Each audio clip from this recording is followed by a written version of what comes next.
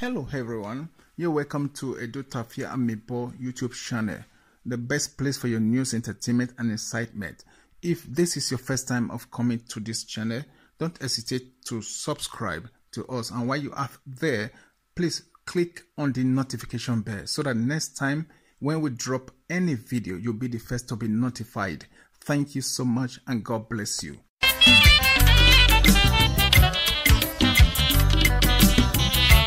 One waka egwe oijugwa go enemi ege no pa rere no pa wa bege oze no doje gbe won lo ti mo dag mo area o yen go kin area na inu ino re no ya muria o wa imo gwari o se na mo gwari ya kan ona be to be o we ekpokusuwe owe France ba ni ona vandalize ya fe ke pokusuwe ni abe gogo biri ya fe mu ya vandalize ni owe una do a uze paneko opanu tegu hospital on ya hearing ege nu ya hearing hospital doctor na do tama we doctor na tama we ekpokusuwe na iwa keke e give remedy for it again.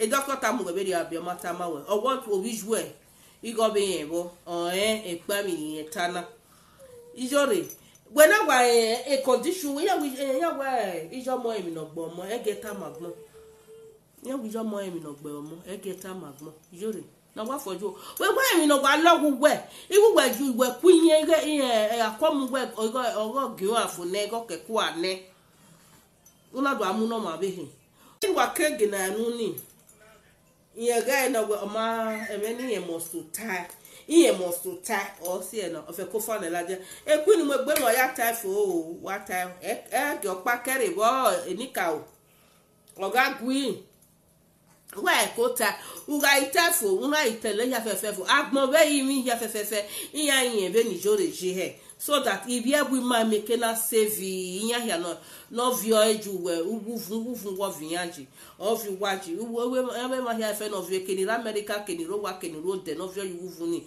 so iya make na seti doro ila dia iya wo ma no hin because of any buen emerere ya no ya le isi ewu no bigbone. Yes, so my people, this is na ETA Edo Tafia Amibo YouTube channel. How they be?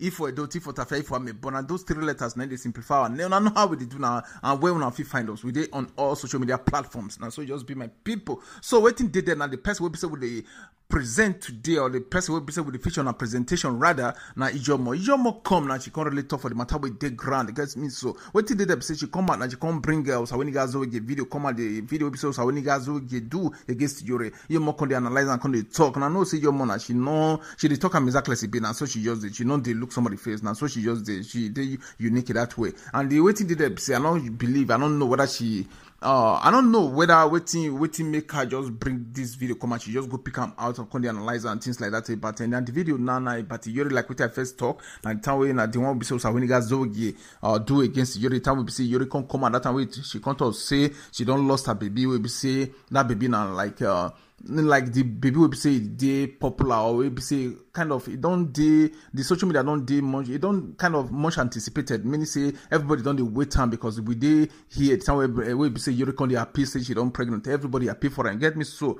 And unfortunately now she can't lost time too because we were there at Edo Tafia Amibo YouTube channel. If you don't get distinctive reason or whatever, we they talk exactly like the person where they talk and Nami. So you come out and she say she lost time to saga, says too much saga, people can't the stomach on the saga now due to that cause now she can't lose her pregnancy. So we take her word for it because now we don't get any other substantial evidence we be say she tell us and in any other we talk about so we doubt on. I hope so understand my explanation. And so you just be so you're more come on like say you're more con critique the whole video we be say the reason we be say you give and everything. And so you just be in any which way make you just do make you join your man. You're more really kind of break this thing down. So maybe you not feel here so kind of strong language, or I know what I mean, maybe some kind of explicit words, or maybe some kind of courses for this particular video. And I know what we would do, and I know how we did. So we just want to inform people how they will inform the public. Say maybe this now the type of language or this type of words we be say if I feel come across for this particular video. And so it just be so my people right now, make we just join your more. As you really wants to break this whole thing down, my people, as we join have me, Papa God continue to bless you with our family. And once again, a very happy weekend to everybody who say they hear the sound of my voice. That's what it be, man. Do well, man. He talk many things where we say I want me to see here, maybe know particularly the members of sort Bekus ministry. So I want me to come listen to the thing when Musagwe Nozogwe when talk. You know, say hey, before I go start. Before I beg who be this? Ufume. I beg make you help me share and invite people. Share the video. Yeah, share the video. Share the video, guys. This is the relation of land, though. So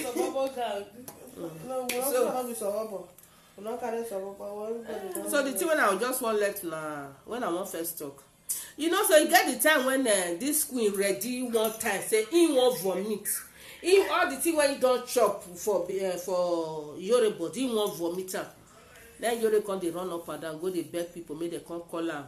I was Zikpalo ministry, or Zikpalo one where they for the ministry, I wear uki, I wear cockroach, yeah, I do our deal way of salt and water, I wear or deal way or kagbo kagele, all of the call they call queen, because they want to settle the matter. Before it cost me some social media people where you give a or code there. When they call them, they say they settle that. Not because they say they settle matter. If you want settle matter, thank you very much, my wife, my lovely wife. So if you want to settle any matter, the one when the two them go judge. The one where be say this one take wrong, you go talk her. The one where this one take wrong, una go call Noah. So now say this one wrong for so way. Now go settle the matter like that. This one not do this kind of thing. Where ohio musanu wa yapuni. Ohio musanu wa bu again. Wa hegwere wa hegigwe wa hegigwe. Then there's all the best one now. Masi we get okay. There's some the best one. Area ya bwezo. Who wa again at me no rin because I'm not telling na raka fo. You understand? So what again what me no rin fine. If they just talk what it for their mind, it's okay like that. They not talk what it for their mind. So now you also make the rest like that. They call rest. They say they don't rest. That I forgive you.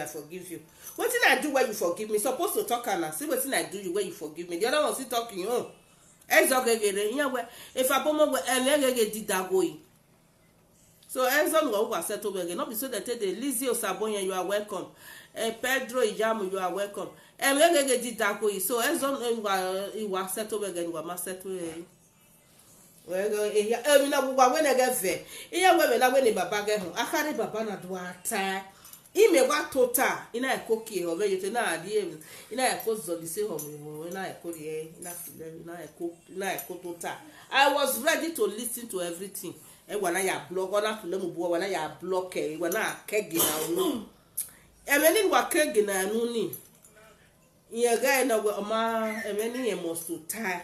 Iye must to tie or see no of a kofa na laje e kwini mo gbe mo ya tie for what time e go pa kere bo enika o oga gwi wa e kota uga ita fo una itele ya fefefo agbon be yin ya fefefe iya yin be ni jore je he so that if you we ma make na save iya ya no vio eju we ugufun wo vianji of you watch we ma here fe no vio keni America keni ro wa keni ro de no vio you ugufun ni so iya make na seti doro ila dia iya wo ma no hin because of any buen emerere yan no ya ele isi ewu no bigbone.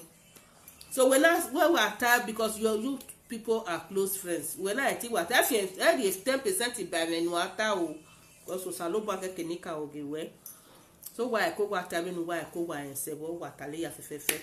I have a video no woni me da me ya when you play us 5 hours bet.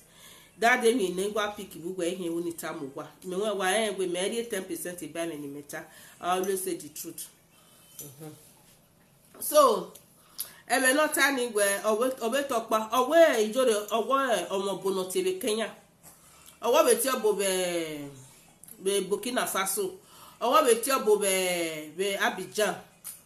So ijore ma bujogo bo du we gele jogo bo do ni be no mana na ta na ge queen we ade do ta wo gele jogo bo ma ujogo bo uti obo be Kenya uti obo be iye ne no ye bi mi no ke e ha ijere bo no bu da ekenu na ya abo bonutie no penu e o be ta se be de no ogwo me nu ja gwa o so me copy ke da de video no we na pick pipi ni agba gwa jibo ogwo me nu ja gwa o ubege we ga gi jemi na ni ja gwa o ne gweti awo bone udoje igamila ya nwa mene udo amo oge beja ni yesige no gi wu na ma na bierera udo we ni oge wo hu udo amo oge ba Jesu udo amo oge ba salobua udo mo oge ba ije no poku keke mota ibiere nu ma ererererere anya ma won ya ma mi ba ude udo amo oge ba ya wi ya ki wo hu o salobua ge we nika oge we o nika oge we. So eriota ona be tobe owe ekpokusuwe owe France ba ni ona vandalize ya fe ekpokusuwe ni abe gogo biri ya fe mu ya vandalize ni owe una do a uze kpaneko opanu tegwu hospital on ya hearing egenu wu ya hearing hospital doctor na do tama we a doctor na tama we ekpokusuwe na iwa keke e give remedy no remedy for it again. A doctor tamu go be dey abioma tama we or what we wish we e go be yen bo e pa mi yen tana ijore when na wa a condition we ya ijo mo emi no gbo mo e get amagmo ya we ijo mo emi no gbo mo e get amagmo ijore na wa fojo we gba emi no gba logu we iwu we ju we kunye akomu we ogo gi afu ne go keku ane una do amu no ma be hin una do to ge gu hama o we ke ba pa we azen o gi be koloboju we ko azonda we munpuji ugi be ke ba ni be pa we mi abeti ne no we members we yan ma ge orion we seto yan na mi sure we e ko we pa no wana emi amenu ko mi he una ho nu mo ge ba ma be he ah o we mu emi amena wo emi amenu ko you know your problem o se mhana mo no ma be he o we mo no ma be he ni a because now we da osa carry tabegani near what when or what we tamie in your film na ni for begani so na wana betana ni or what when we know your sister know about it where e wubu we giro ogo akara kwane o halufu ne e si to take if you bullet lele ne you understand so what if no say me na do turn me na gwa ye igbe we na do amu no ma be na do amu hu hu ere na ijoro to ogegbe no wa ta we Christian ni na Christian ni na Christian ya we nu we una Christian no emi ame no komi o ma be no ja gba oge mi ame no komi he udu amuju hu ere do amuja ze no ma popo we aze no ma be gbo ma ijore ubege u de ne ni eni ka ofie ke gbo no de yo to net ya kata very stupid. So all that we told you before ba there are many ti be here kwe amiam yasef ni edam he no dia ade ni me here kwe bi amiam o te baby here je happy new year dey gbe na okay go we mo do ba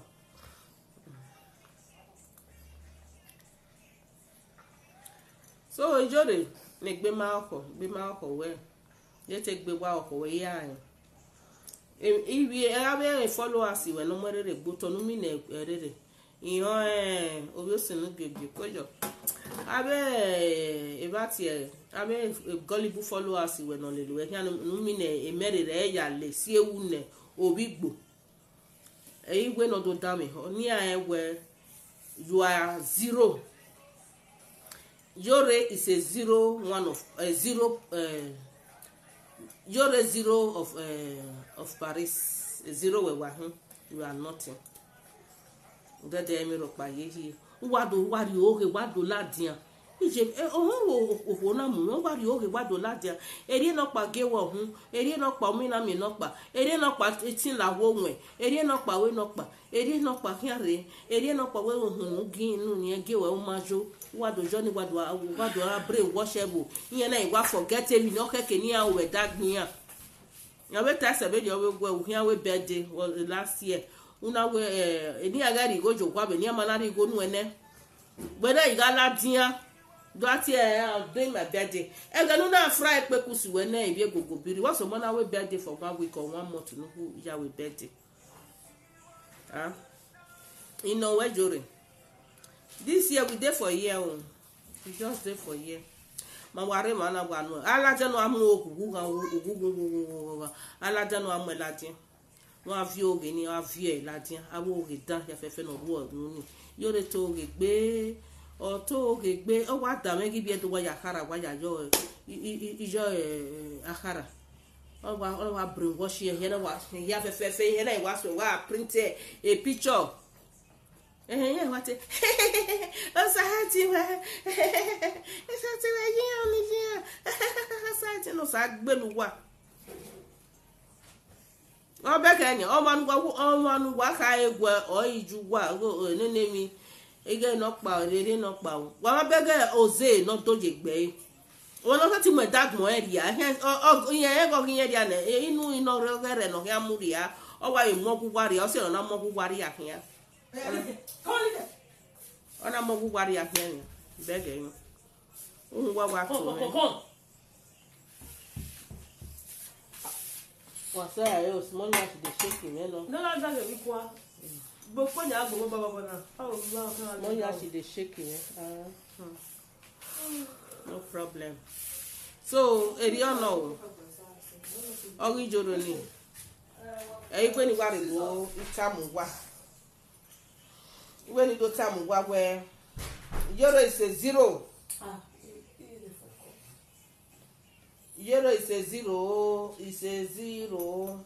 Where were me? I'm more bony job. More bony job. What to tell me what I'm a bony. Don't kill our spirits. No, a spirit who I wake up. Happy. A spirit here I wake up. But what? I wake up.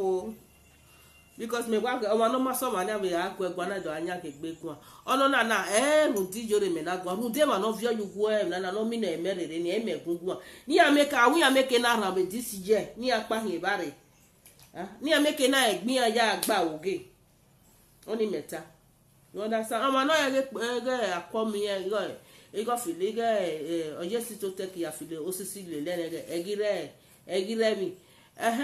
O do papata ogbaligo. No ya we emi no loke e ba te ni ane ni kewu ene ni edo e ko woge la diania o Funke Akindele oni fe ko be woge ya ma mwele ekwe hia gi yen ka wi hia we gbe very on because odo we ban abe ma no vio you we ba te yan do we hi amewu me be nika o e piche nika no we ni aga vio lele gbe hia o ma wi na nu we hia ga le adiyan do le ban e gi mi go no hia ri no ga ni gwe no mu hia o si e no mana seti la dia do temata o se no mana seti ya do la dia do temata we gebe ni eje gebe ni aseti u but in your pajare many people are just like that yan wa egbe mejo ni na ari yan gbe yan ge yan seti bi yan seti momo yan he ya we mi nani yan we yan awon mo bi yan but we ma honu we onu toge uhoni je brain wash e bonu ka egbe ni ka ori omo gwe amewu many or solve a problem whereas it's not like that so ri egbe mejo ni ọba no egbe uben we ya egbugbe na ruwe honu we ya e mani ke ma no hia believe me ni jorita e mani opa keka o wa kaka bogwa idame eti edu jore umwe dagbon we ri ane o wa be ori awe wa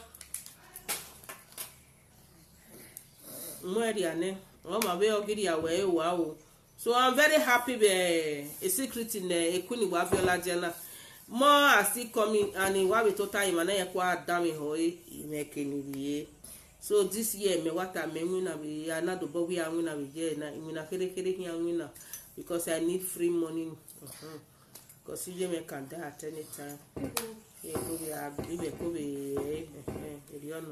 So no ma woni wa winner ya woman no winner gbe ebe no ri higher owo I just need free money. Free money I be black in agwalo.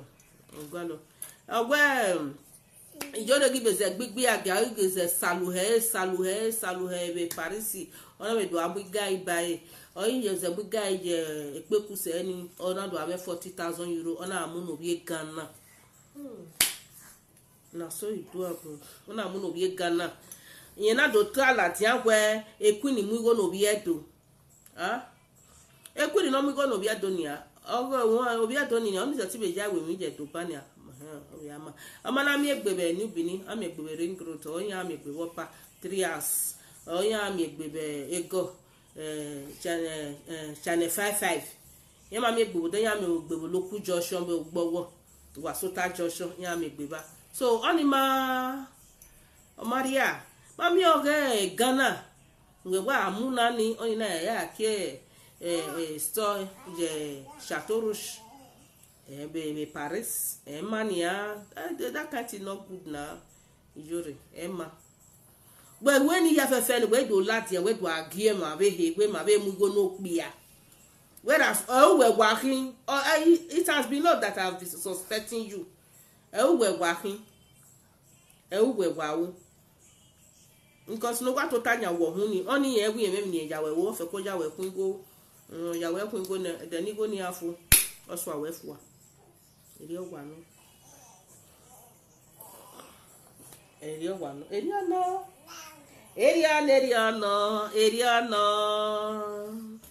Hello guys, you're welcome back. Thanks for watching the video. I hope you did enjoy the video. If you did, please subscribe to my YouTube channel, and while you are at that, don't forget to click on the notification bell so that next time when my video drops, you will be notified. And one more thing I'd like to say is that if there's anything that you guys would like me to change, like an addition or an increase to anything I'm doing with my video production, or like a reduction or decrease or take away from my video production, don't hesitate to leave your comment or your suggestion, your opinions on the comment section. And believe me, I read every comment and I'll know what changes to be made. Thank you all so much for watching once again. Bye.